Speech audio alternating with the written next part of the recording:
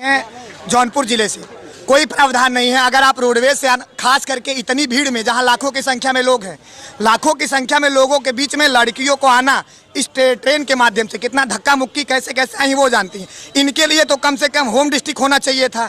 अगर आप 2 दिन में इतनी कम से कम यहाँ 35 लाख लोग हम लोग एग्जाम देने आए हैं, आप 2 दिन में पेट का ले रहे हैं, 20 दिन में आप लेखपाली ले रहे हैं। हम लोग कैसे कैसे आए हम लोग जानते हैं। अगर आप किसी भी जाके जाइए, हमारे मुख्यमंत्री साहब हो चाहे कोई नेता हो, जाके बिना बताए पेट का फुलफार्म पूछी नहीं बता पाएंगे। जो सिर्फ धोती कुर्ता पहन के इस समय बैठे हैं, चला रहे हैं सरकार।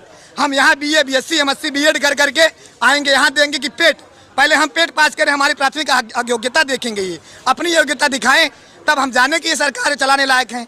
हम लोग वहाँ से आए हैं, 65 किलोमीटर, लड़कियाँ फुटपाथ पे लेटे हैं, जिनके घर के माँ बाप इतने सपने सजाए हैं, फुटपाथ पे लेटे हैं। ऊपर से सुबह SDM साहब आएंगे, रिपोर्ट दे देंगे कि यहाँ का पेपर लीक हो गया है। मुख्यमंत्री साहब के कान में तेल गया होगा, वो नहीं बोलेंगे दोबारा कि हमारे पेपर लीक हो गया, नहीं पेपर अमान्य कर देंगे, मान्य होगा, वो नहीं सुनेंगे हमारी समस्याएं। हम लोग यार हम क्या बताएं, ट्रेन आ रहा था ना, हम लोगों से पहले मालगाड़ी लाई जा रही थी।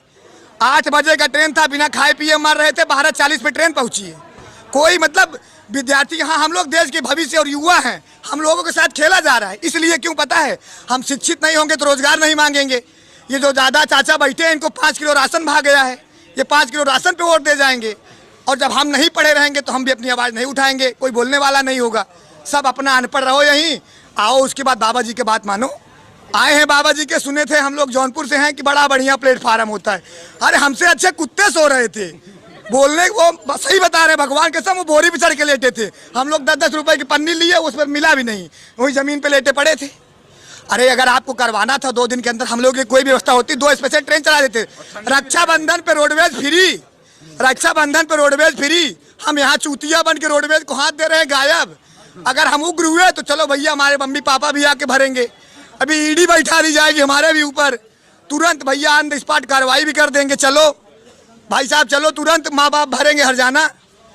हम लोग आवाज तक नहीं उठा सकते भैया। आप देखे थे इसके पहले जब आर्मी वाला 4 साल के था अग्निवीर, टी भाजी गई थी यार रोजा जाके हॉस्टलवा में। लेकिन क्या तानाशाही सरकार है, सरकार पूर्ण बहुमत की है, वो फिर किए जो उनका मन चला। हम लोग NTPC के लिए रेलवे जलाए, सब किए, नहीं भैया सरकार तानाशाही की, उनकी पूर्ण बहुमत सरकार है, अपने मन के किए। सुनने वाला है कोई? कोई सुनने वाला नहीं है यहाँ। सब भैया कोई आवाज उठाने के लिए नहीं आए, क्यों पता है? अरे मम्मी पापा हरजाना भरेंगे भैया, तुरंत ऑन द स्पॉट। अभी मम्मी पापा तक जाएगा, तुरंत नोटिस छपका दी जाएगी, लड़का तड़ी पार है, ईडी तक आ जाएगी भैया। हम लोग अपनी आवाज तक नहीं उठा सकते, कोई व्यवस्था है? अभी हम लोग यहाँ से जाएंगे ना, ऑटो के लिए 50-50 रुपए लेंगे, 2 किलोमीटर का 50 रुपए देना पड़ेगा ऑन द स्पॉट।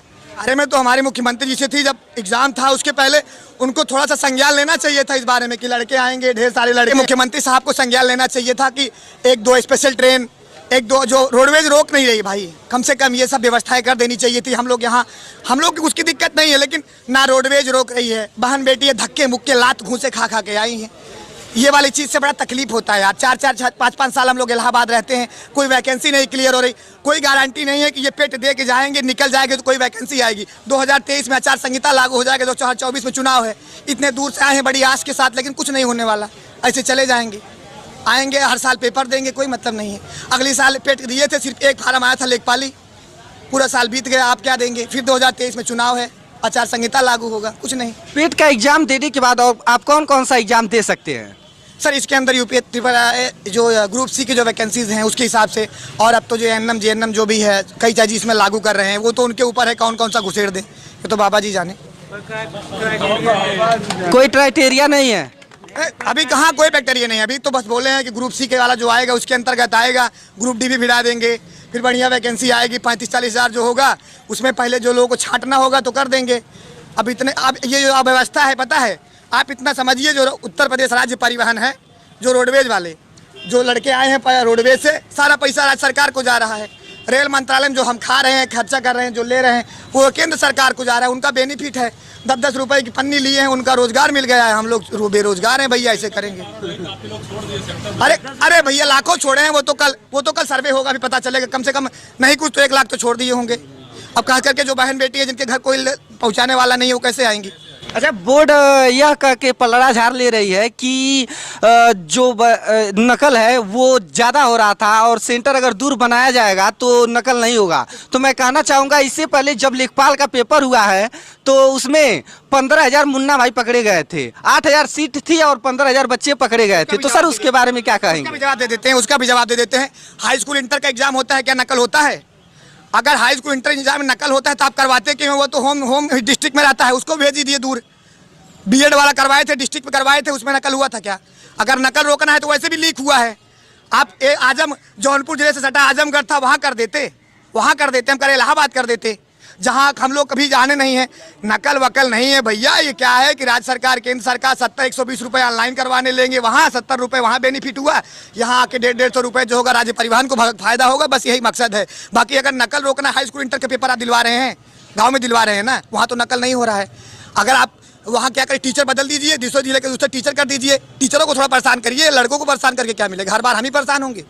ये कुछ नहीं है। बस यार क्या है पता है, आप अपना हक मत मांगिए, शांति से बैठे रहिए, आइए एग्जाम दीजिए। सब लोग ऐसे तमाशा दीजिए, आप हमसे बुलवाइए, हम बोलेंगे, सरकार जो मन में आएगा वो करेगा, कोई मतलब नहीं। यूपीएसआई का एग्जाम हुआ है, उसमें भी काफी लोग पकड़े गए हैं, लेकिन उसकी जांच नहीं कराई गई। सर उसके बारे में आप लोग क्या कहेंगे? उसको रद्द करा के फिर से कराइए, जब पकड़े गए हैं। लेकिन अब खैर सरकार जाने, अब ज़्यादा कुछ कहेंगे भैया पता लगे हम भी आ जाए रडार में, इसलिए थोड़ा बच के बोलेंगे। इतना बोलेंगे कि भैया अगर आप जितना एग्जाम करा रहे हैं सब तो पकड़े ही जा रहे हैं ना मुन्ना भाई, तो इसमें भी पकड़े जाएंगे। इतना दूर भेजने से क्या मतलब? अभी सुने हैं कल पकड़े गए हैं, पेपर भी इसके पहले लीक हुआ था, पीडीएफ भी आ रहा है। अब चल रहे हैं उसी भरोसे, राम भरोसे हिंदुस्तान देखेंगे हम भी।